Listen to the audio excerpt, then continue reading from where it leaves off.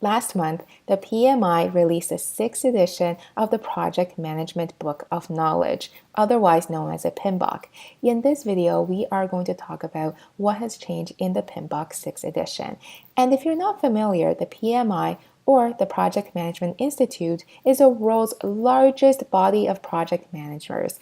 Although it is based in the US, its certifications such as the PMP and CAPM are recognized all over the world. So what's changed in the PMBOK includes the general principles of project management, knowledge areas that's been renamed, processes that have been added, subtracted, or renamed, and an increasing emphasis on Agile. Let's now dive into each of these in more details now.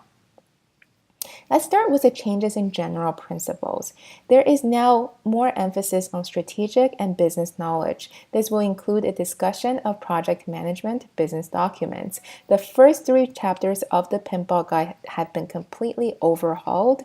There is now a greater emphasis on sponsoring organizations and the new chapters on the leadership role of project managers.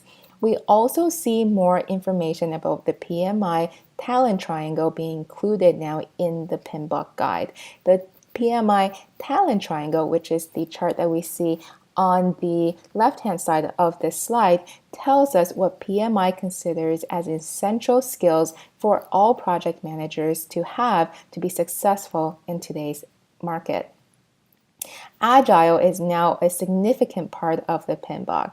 It is featured in every single knowledge area, and there is an appendix section for Agile, and it is called Agile, Iterative, Adaptive, and Hybrid Project Areas. And additionally, there is a second guide to the PMBOK guide called Agile Practice Guide. So what has changed for the knowledge areas? Well, the good news is that there are no new knowledge areas being added to the PMBOK guide. There are 2 knowledge areas that's been renamed. So the first one is project scope management, which is now called project schedule management. The second knowledge area that's been renamed is the project human resource management, which is now simply known as project resource management.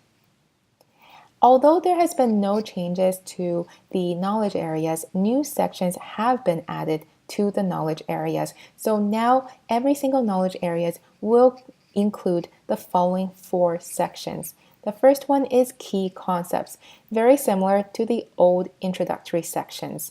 The second new section is called Trends and Emerging Practices. This looks at industry-specific practices and new ideas that are not yet considered best practices. The third section is tailoring considerations. This is a great addition to help real-world project managers to select processes, adapt their methodology to the needs of their projects. It contains questions that will prompt and help you.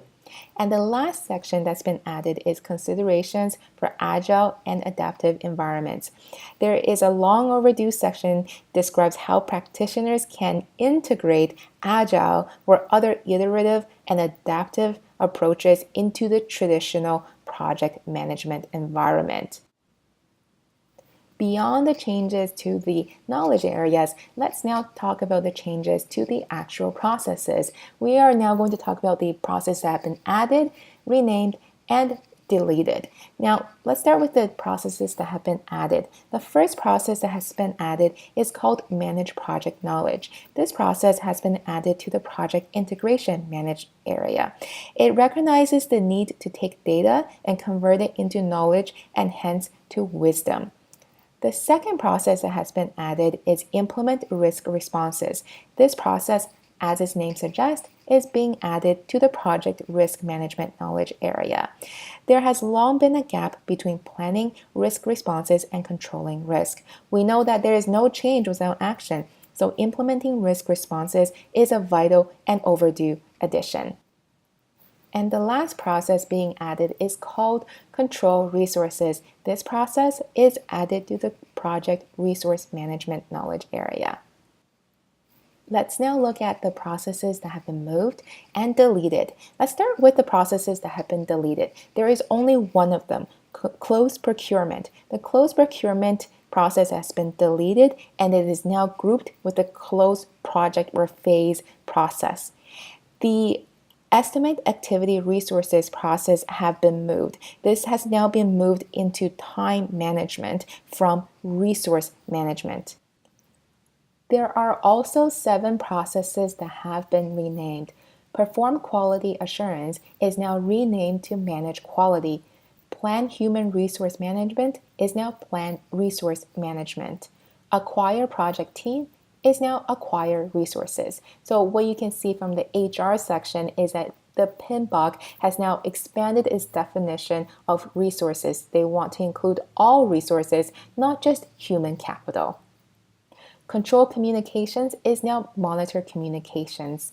Control risk becomes monitor risk. Plan stakeholder management is now plan stakeholder engagement. Control stakeholder engagement is now monitor stakeholder engagement. So what you can see from 7 of the changes is just the name changing from control to monitor. So for example, control risk is now monitor risk. So the changes in the names of the processes are not significant. Similarly, there are also minor changes to the ITTOs or inputs, tools and techniques and outputs from the PMBOK's 5th edition to the 6th edition.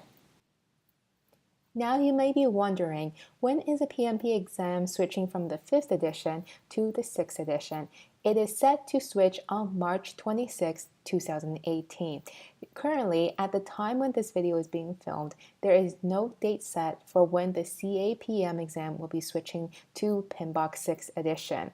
The difference between the CAPM exam and the PMP exam is that you do not need any prior experience in order to qualify to write the CAPM exam, whereas for the PMP exam, you need 3 years of work experience if you do not have a college degree and 5 years minimum work experience if you do not have a college degree. To learn more about the CAPM or PMP exam, I suggest that you register for a free course with the exam PM. It will qualify for 1 PDU. You can sign up at www.examspm.com/free. We have numerous classes every single week, and we teach you strategies on how to pass your exam on the first try, as well as the exact study plan you need in order to pass your exam in just 6 weeks. So we look forward to seeing you in our free courses.